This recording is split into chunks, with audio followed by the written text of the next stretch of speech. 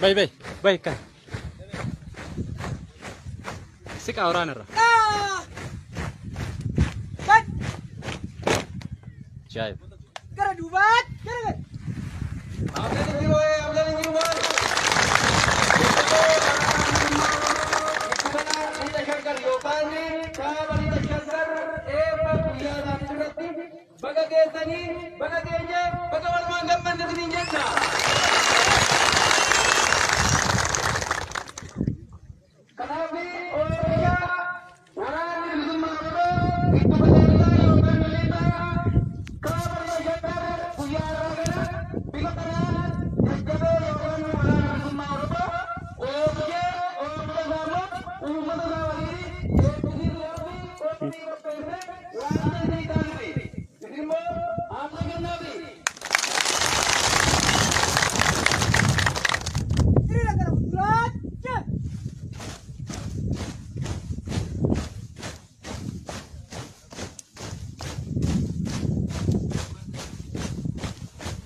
Kuru rangga kasa. Darbe.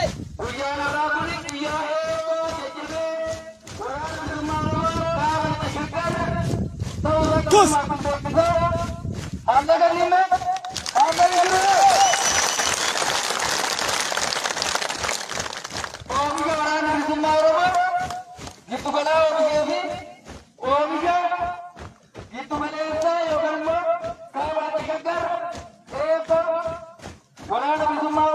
Buka kasa, mana sini kun?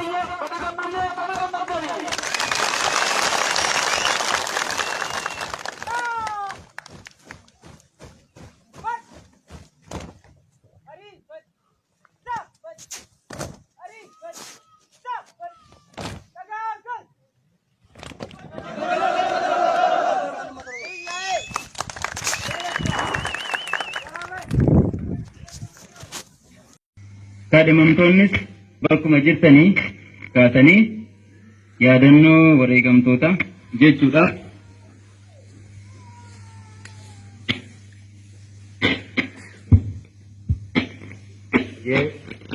Daqiiqaa tokkoof yaadannoo du'oota isaa godha.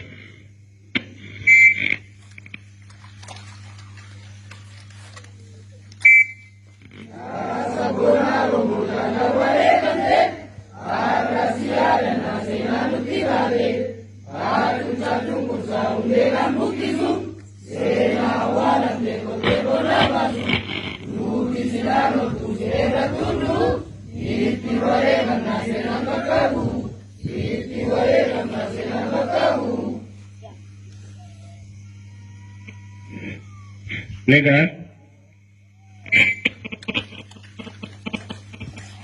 Pak kepala aku. Ayo,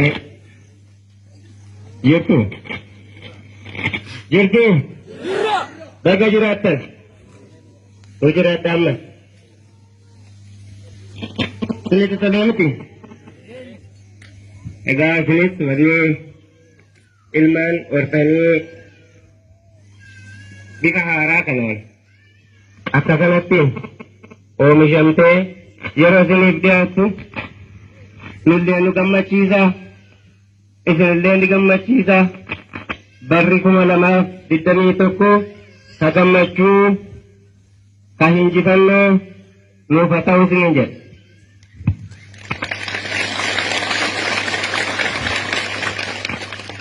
Itti aansuudhaan akkasuma leenjistoota dadhabne kuufne ogummaa qaban ofirraa dabarsanii ilmaan keessaniif sabaaf bakka buusuuf bifa kanaan isinii qindeessan barsiisota kanaan fayyaa nuuf ta'aa jiraadhaa isiniin jennaan.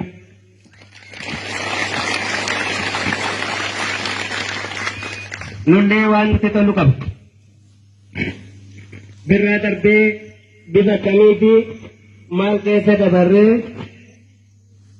gaafa uummanni iyyaa akka diinaatti ilaalaa ture darbe har'ammoo bifa kanaan guyyaa gaafa walitti yaa'ee wal argee tokko ta'uu isaatii fi waraanni kun ijoollee keenya ilmaan keenya nama nuuf dhaabbate jettanii itti amantanii wajjin hirmaachuu keessaniif baga gammaddan baga gammanne isiniin jedha.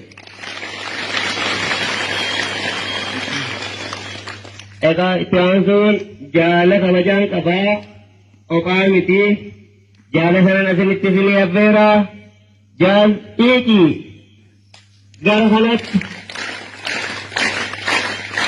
yoo xiqqoo waan qabnu waliin geenye muuxannoo qabnus yoo ta'e sagalee qabnus yoo ta'e jaallummaan keenya asirratti ana qofa fuula baruu miti akkasuma jaallan asirra turan sadarkaa rakkoo bu'aa ba'ii keessa darbanii uummata kanaaf nu wal barsiisan yoo maqaa sinii ta'e hadhaa hadhooftuu keessa jaala ofiraa itti wareeganii akka nama horii marmaqaleetti as keessatti dhiiseen baanu jechuudhaan nullee keessummeessan jaalle dhugaasaa jaalle obseera akkasuma ilmaan isaa wajjin jiran yoo illee kan hin daganne nuti isaan illee wal barsiisan jarri kun illee nuuma jiraatan jedhu fayyaa ta'aa naa jiraadhaa jaala kootiin wal isin dabarsaa wal isin barsiisaa galatoo wal fuudha.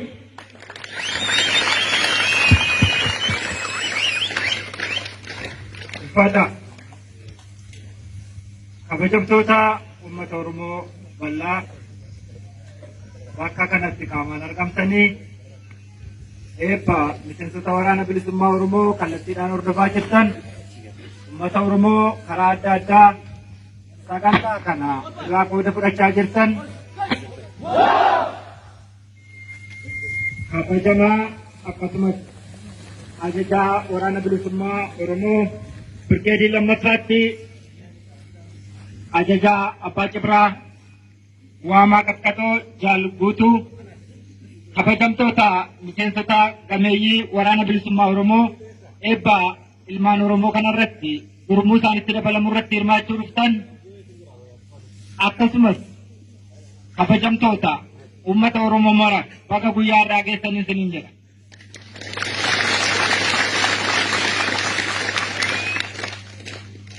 Absoon bilisummaa Oromoo akkuma beekamu waggaa 45 darbaniif Oromiyaa walabaaf Oromoo bilisa baasuuf godhame Oromoo biyya abbaa isaa irratti mataa akka ol qabatu godhame seenaa qabsoo Oromoo keessatti bakka irra gahamee hin beekne har'a gahuu keessaniif jala bultii mootummaa walabaa Oromiyaa ijaarrachuu keessan uummanni Oromoo baga geessanii baga geenye isiniin jedha.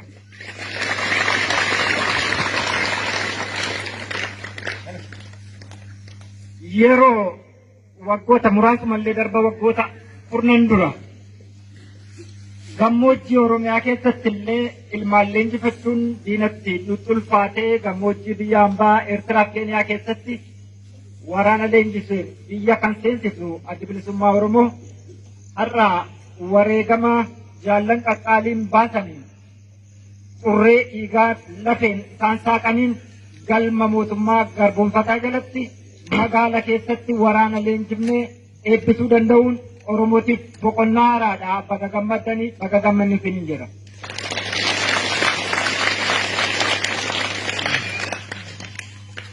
Akkuma beekamu biyyi kun haala keessa jirtu namni hunduu argaa jira. Gaanfi Afrikaa Itoophiyaa irra darbee gaanfi Afrikaa dirree waraanaa yeroo ta'aa jiru kana keessatti waraanni bilisummaa Oromoo damma cimsaan wareegama kaleessa baasu wal'aansoo diina wajjin itti jiru daraan dammaqee ilaaluudhaan bakkattiyyuu namnu yeroo qawweetti amanee biyya jiguuf deemtu kan ofirraa dhiibaa jiru waraanni bilisummaa Oromoo qabsoo bilisummaa Oromoo hoogganaa jiru abaa'oo woboon baddaa gammoojjii magaalaa baadiyaa kaaba kibba giddu galeessa osoo hin jedhin boobaa diinaa jalatti ilmaan Oromoo gootota qaqqaalii gara kuteeyyii saba isaaniif falmuu danda'an ga'umsatti horee leenjisee diina irratti bobbaasuun bakkayyuu cabsaa waan jiruuf baga guyyaa kana geessanii isiniin jedha. Milkii fi injifannoo argame qofa miti haalli biyya kana keessa jirtu haalli Itoophiyaan itti jirtu waan yaaddoo gamma yookiin immoo milkii fi kufaatii gammachuu fi yaaddoodhaan kan guute ta'uunsaa ifadha. Haalli amma biyyi kun keessa jirtu bakkattiyyuu waraana gurguddaatu deemaa jira. Ibiddaatiin namni gadi wal qabee maatiin mancaa, hawaasummaan mancaa, dinagdeen kufaa, lubbuun namoota akkuma kitilaa darbaatii jira. Miidiyaan addunyaa mootummoota gamtooman dabalatee biyyoota warra lixaa irriba dhowwee dhaabbatanii iyyaa jiru. Oromoon kana keessatti dantaasaa tikfachuuf wareegama dhufaa darbaa kafalee fiixaan baasuuf yeroo itti qabsaa'aa jirudha. Kanaaf qabsoo keenya milkiin goolabuuf jabaachuu qabnan jedha.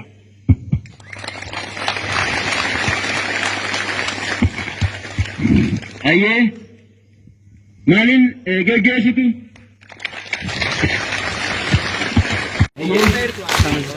Galatoomaa harka keessan dhaabaatii bakkuma jirtanitti socho'uun hin danda'amu.